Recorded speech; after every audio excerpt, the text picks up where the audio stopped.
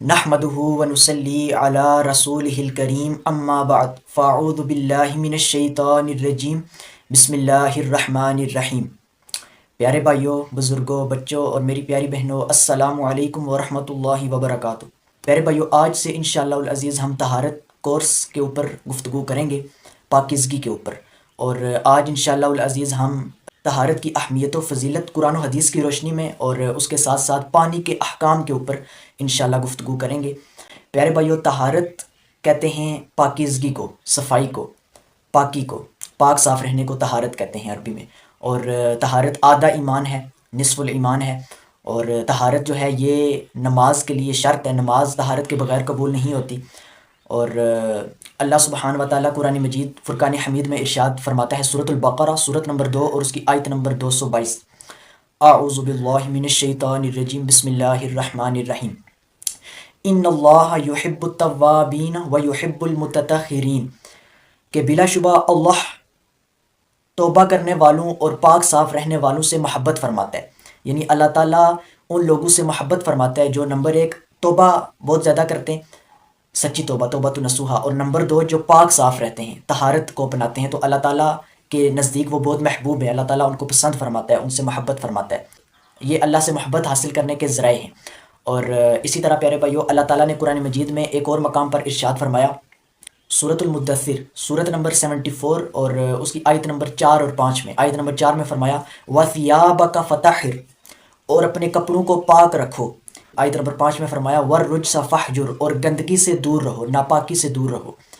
تو اللہ تعالیٰ نے واضح حکم فرمایا کہ اپنے کپڑوں کو پاک رکھو اور گندگی سے، ناپاکی سے دور رہو۔ اسی طرح نبی کریم صلی اللہ علیہ وآلہ وسلم نے ارشاد فرمایا، صحیح حدیث موجود ہے سنن ابن ماجہ کے اندر، حدیث کی کتاب سنن ابن ماجہ میں 271 نمبر حدیث ہے، کہ نبی صلی اللہ علیہ وسلم نے فرمایا کہ اللہ طہارت کے بغیر نماز قبول نہیں فرماتا اور خیانت کے مال میں سے دیا ہوا صدقہ بھی قبول نہیں فرماتا۔ یعنی جو لوگ طہارت کو نہیں اپناتے نا، تو اللہ تعالیٰ ان کی نماز کو قبول نہیں فرماتا، اور نمبر 2 جو خیانت کے مال میں سے صدقہ دیتے ہیں، اللہ تعالیٰ ان کے صدقے کو بھی قبول نہیں فرماتا۔ اسی طرح صحیح مسلم کے اندر 534 نمبر حدیث موجود ہے، انٹرنیشنل نمبرنگ کے مطابق 223 نمبر، جس میں نبی پاک صلی اللہ علیہ وسلم نے طہارت کو آدھا ایمان قرار دیا۔ نبی پاک صلی اللہ علیہ وسلم نے فرمایا الطہور شطر الایمان، کہ طہارت جو ہے، صفائی، یہ آدھا ایمان ہے، صفائی نصف ایمان ہے۔ تو پیارے بھائیوں، یہ آدھا ایمان تو پاک صاف رہنے سے حاصل ہو جاتا ہے۔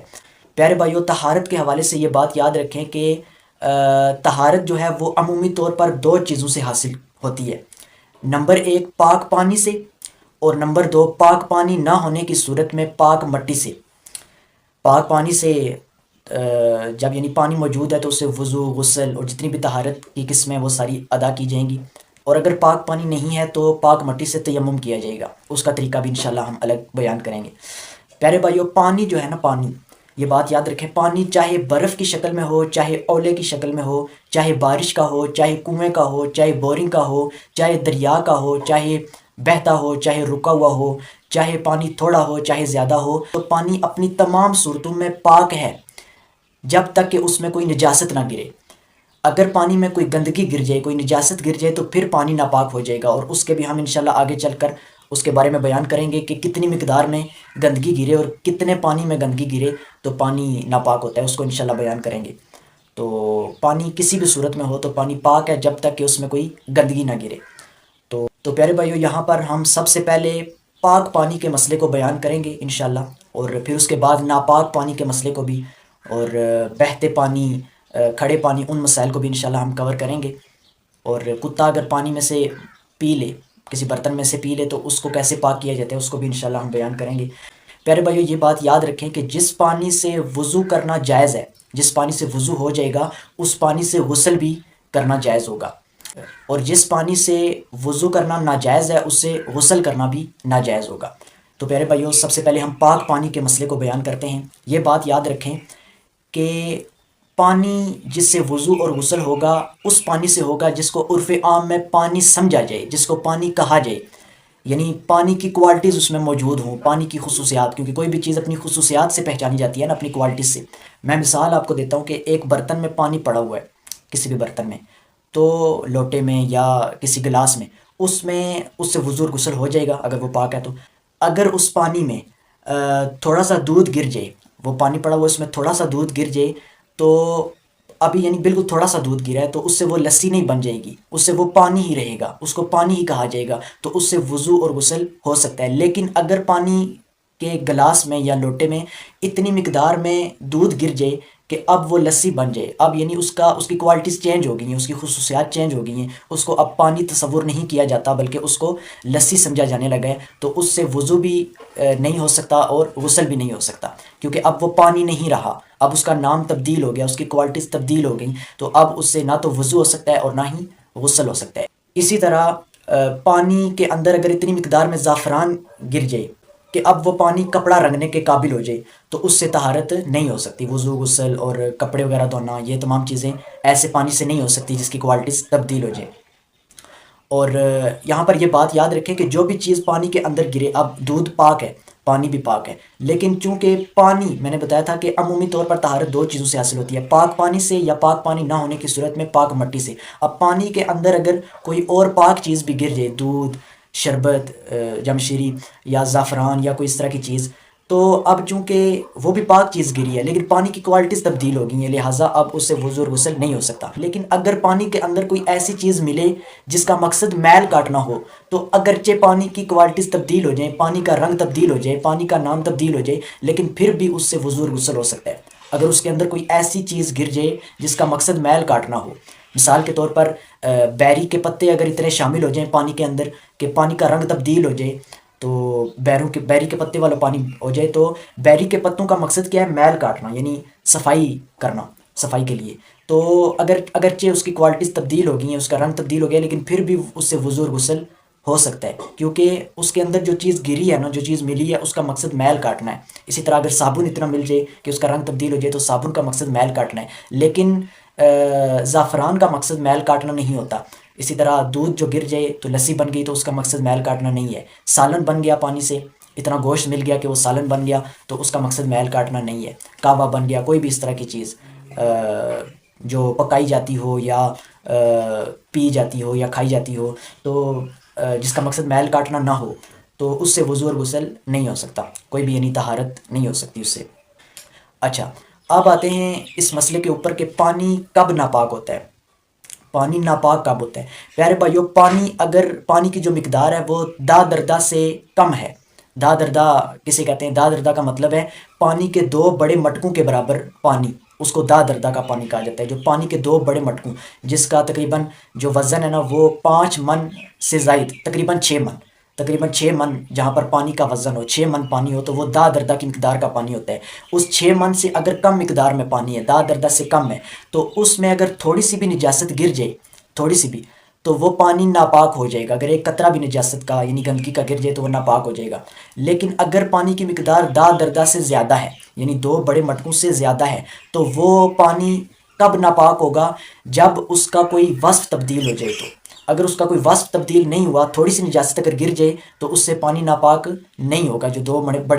جو پانی کے 2 بڑے مٹکوں سے زیادہ ہے پانی، یعنی دا دردا سے زیادہ ہے۔ اور یہ 2 بڑے مٹکوں والی میں نے جو بات کی ہے یہ میں نے اپنے پاس سے نہیں کی، میں اس کے اوپر حدیث بھی آپ کو بیان کر دیتا ہوں۔ سنن ابی داؤد کے اندر کتاب الطہارت میں 65 نمبر حدیث ہے، 65 نمبر حدیث ہے، 65 نمبر کے نبی کریم صلی اللہ علیہ وسلم نے فرمایا اذا کان الماء قلتین فانہ لا ینجس۔ صحیح حدیث ہے کہ نبی صلی اللہ علیہ وسلم نے فرمایا جب پانی کی مقدار 2 بڑے مٹکوں کے برابر ہو تو وہ ناپاک نہیں ہوتا۔ جب پانی کی مقدار 2 بڑے مٹکوں کے برابر ہو یعنی دا دردا ہو تو وہ ناپاک نہیں ہوتا، یعنی تھوڑی سی نجاست گرنے سے وہ ناپاک نہیں ہوتا۔ اور پھر اس مسئلے کے اوپر اجماع ہے امت کا کہ جب اس کا کوئی وصف تبدیل ہو جائے گا نا تو پھر وہ ناپاک ہو جائے گا۔ یعنی پانی کی مقدار اگر 2 بڑے مٹکوں سے کم ہے تو پھر وصف چیک نہیں کیا جائے گا، بلکہ تھوڑی مقدار میں بھی اگر ایک قطرہ بھی نجاست کا گر جاتا ہے تو پانی ناپاک ہو جائے گا۔ لیکن اگر پانی کی مقدار دا دردا سے زیادہ ہے، 2 بڑے مٹکوں سے زیادہ ہے، 6 من سے زیادہ ہے، تو پھر اس کا وصف چیک کیا جائے گا۔ وصف پانی کے پیارے بھائیو 3 بڑے اوصاف ہیں جو چیک کیے جائیں گے، ان میں سے اگر ایک بھی تبدیل ہو گیا ہے تو پانی ناپاک ہو جائے گا۔ نمبر 1 رنگ، پانی کا رنگ، نمبر 2 بو، اور نمبر 3 ذائقہ، مزہ، ذائقہ۔ ان تینوں میں سے اگر ایک بھی تبدیل ہو جائے یا تینوں تبدیل ہو جائیں یا 2 تبدیل ہو جائیں تو پانی کیا ہو جائے گا؟ ناپاک ہو جائے گا۔ مثال کے طور پر کوئی کہیں بھی 2 بڑے مٹکوں سے زائد پانی ہے کسی حمام کے اندر یا کسی دریا کے اندر، یا کسی تالاب، کسی بھی جگہ یعنی جہاں پر پانی 2 بڑے مٹکوں سے زائد مقدار میں، تو آپ نے اس سے وضو کرنا ہے یا غسل کرنا ہے، تو آپ وہاں پر سب سے پہلے آپ نے رنگ چیک کرنا ہے پانی کا، دیکھنا ہے آنکھوں سے، جب دیکھیں گے تو رنگ چیک ہو جائے گا۔ اگر رنگ تبدیل ہوا ہے، پانی کا رنگ تبدیل ہو گیا ہے بالکل، تو باقی وصف چیک کرنے کی ضرورت ہی نہیں ہے، کیونکہ رنگ تبدیل ہو گیا ہے تو پہلا وصف ہی تبدیل ہو گیا ہے، پانی ناپاک ہو جائے گا۔ اور اگر رنگ اس کا ٹھیک ہے، پانی نظر آ رہا ہے، تو پھر آپ نے کیا کرنا ہے کہ قریب جا کر اس کو سونگھنا ہے ناک سے۔ ابھی اس کو چکھنا نہیں ہے، ابھی ذائقہ چیک نہیں کرنا، ابھی سونگھنا ہے اس کو۔ اگر سونگھنے سے آپ نے دیکھا کہ کوئی آپ کو سمیل نہیں آ رہی کسی چیز کی، کسی گندگی کی، کسی مری ہوئی چیز، سانپ وغیرہ یا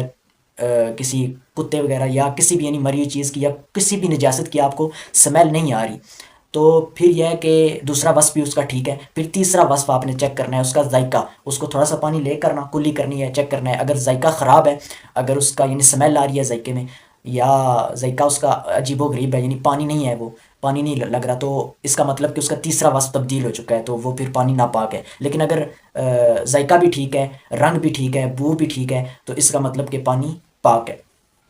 تو یہ مسئلہ ہو گیا۔ اور تو اسی لیے پیارے بھائیو، نبی صلی اللہ علیہ وسلم نے کھڑے پانی میں پیشاب کرنے سے منع فرمایا، جہاں پر پانی کھڑا ہو وہاں پر رفع حاجت کرنے سے منع فرمایا، کیونکہ اس سے پھر پانی کا وصف تبدیل ہو جاتا ہے۔ تو دا دردہ سے اگر زیادہ ہے تو اس کا کوئی وصف اگر تبدیل نہیں ہوا، تھوڑی سی گندگی اگر پڑ گئی، آپ کو یقین بھی ہو گیا کہ گندگی پڑ گئی، لیکن وصف کوئی بھی تبدیل نہیں ہوا پانی کا، تو پانی پاک ہے، اس سے وضو بھی جائز ہے اور غسل بھی۔ لیکن اگر وصف تبدیل ہو جائے تو پانی ناپاک ہو جائے گا۔ اب آتے ہیں کہ کسی برتن میں سے اگر کتا منہ مار لے، تو پیارے بھائیو، کتے کا جو تھوک ہے، لعاب ہے، وہ ناپاک ہے، کتے کا لعاب ناپاک ہے۔ کتا اگر کسی برتن میں سے منہ مار دے تو اس کو پاک کرنے کا طریقہ یہ ہے، چونکہ وہ پانی ناپاک ہو گیا، تو اس کو پاک کرنے کا طریقہ صحیح مسلم پاکی کا بیان میں موجود ہے، انٹرنیشنل نمبرنگ کے مطابق 279 نمبر حدیث اور 280 نمبر حدیث آپ پڑھ سکتے ہیں، موجود ہے کہ اس کو پاک کرنے کا جو نبی پاک صلی اللہ علیہ وسلم نے طریقہ بتایا کہ اس چیز کو بہا دینا ہے، یعنی جو پانی جس سے کتے نے پیا ہے یا صرف منہ مارا ہے، پانی ناپاک ہو گیا، تو اس پانی کو بہا دینا ہے، پھر اس برتن کو 7 دفعہ دھونا ہے، اور دھونے کا طریقہ یہ ہے کہ پہلی دفعہ یا آخری دفعہ اس کو مٹی کے ساتھ دھونا ہے۔ اب نبی صلی اللہ علیہ وسلم کے مبارک دور میں چونکہ صابن نہیں ہوتے تھے، اس لیے مٹی سے دھویا جاتا تھا، آج چونکہ صابن موجود ہے ہم صابن سے دھو سکتے ہیں، یعنی پہلی دفعہ 7 اس کی شرائط پوری کرنی ہے نا، اس پانی کو بہا دینا ہے جس سے کتے نے پیا ہے، پھر اس برتن کو کیا کرنا ہے کہ پہلی دفعہ صابن سے دھو لیں یا مٹی سے، پھر باقی 6 دفعہ بغیر صابن کے، یا پہلی 6 دفعہ بغیر صابن کے اور آخری دفعہ مٹی یا صابن سے دھو دیں، 7 دفعہ دھوئیں گے تو پانی کیا ہو جائے گا؟ پاک ہو جائے گا۔ اب آتے ہیں بہتے پانی کے مسئلے کے اوپر۔ پیارے بھائیو، یہ بات یاد رکھیں کہ اگر پانی اتنی مقدار سے بہہ رہا ہے کہ اس میں اگر کوئی بھی نجاست گر جائے، نجاست اگر بڑی مقدار میں بھی گر جائے، تو وہ پانی ایزیلی اس نجاست کو بہا کر آگے لے جائے، تو وہ پانی پاک رہے گا، وہ پانی پاک ہے، یعنی اس میں نجاست گر جائے تب بھی وہ پاک رہے گا، کیونکہ پانی کی مقدار زیادہ ہے، اور ایزیلی جو بھی اس میں نجاست گرے، اگر کوئی کتا پیشاب کر دے یا کوئی انسان پیشاب کر دے یا کوئی جنبی شخص نہا لے یا کوئی بھی شے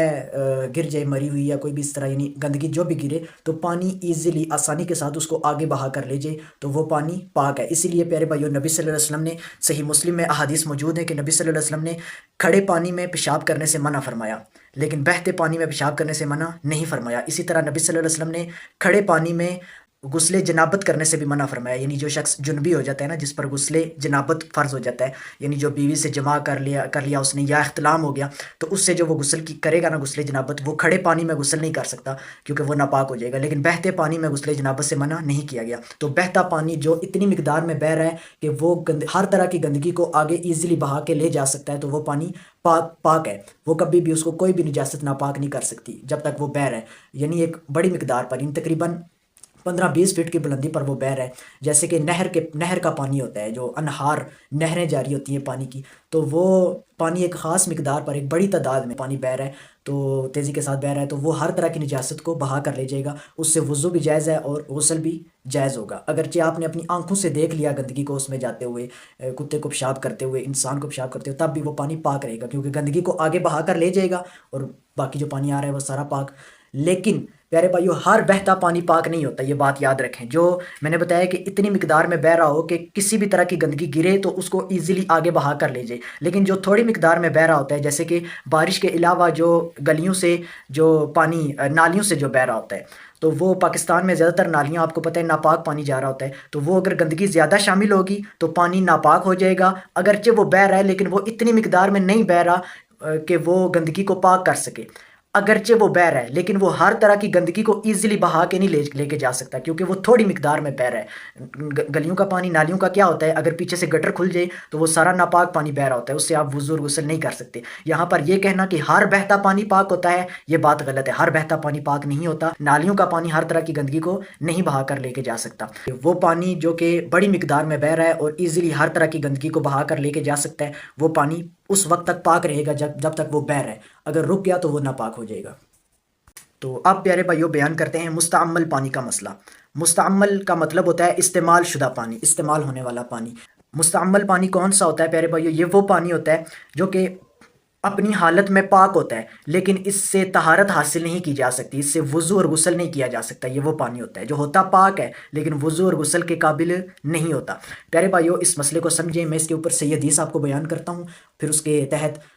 اس مسئلے کو انشاءاللہ ہم بیان کرتے ہیں۔ نبی صلی اللہ علیہ وسلم کی حدیث ہے، صحیح مسلم پاکی کے بیان میں موجود ہے، سنن ابن ماجہ میں بھی ہے، سنن ابی داؤد میں بھی ہے، جس کا مفہوم اس طرح ہے کہ نبی صلی اللہ علیہ وسلم نے فرمایا کہ جب تم میں سے کوئی اپنی نیند سے بیدار ہو تو وہ اس وقت تک اپنا ہاتھ برتن میں داخل نہ کرے جب تک کہ اسے 3 مرتبہ دھو نہ لے۔ یعنی ایک بندہ رات کو سویا یا دن کو جب بھی، تو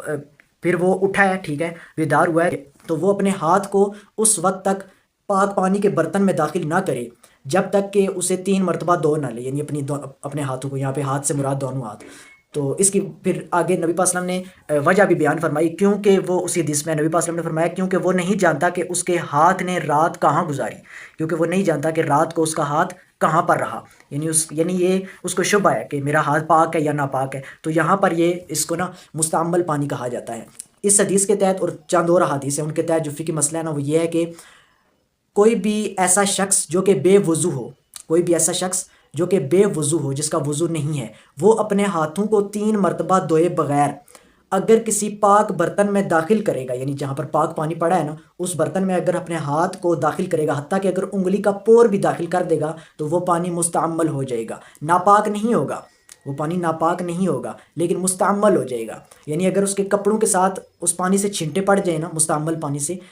یا جسم کے ساتھ، تو کپڑے ناپاک نہیں ہوتے کیونکہ پانی ناپاک نہیں ہے بلکہ مستعمل ہو جائے گا۔ لیکن اگر کسی شخص کا وضو نہیں ہے، بے وضو ہے، وہ اپنے ہاتھوں کو دھو کر اگر داخل کرے نا تو پھر پانی مستعمل نہیں ہوگا۔ تو یہ مسئلہ آپ سنیں، مستعمل پانی پاک ہوتا ہے لیکن وضو اور غسل کے قابل نہیں ہوتا، ٹھیک ہے۔ تو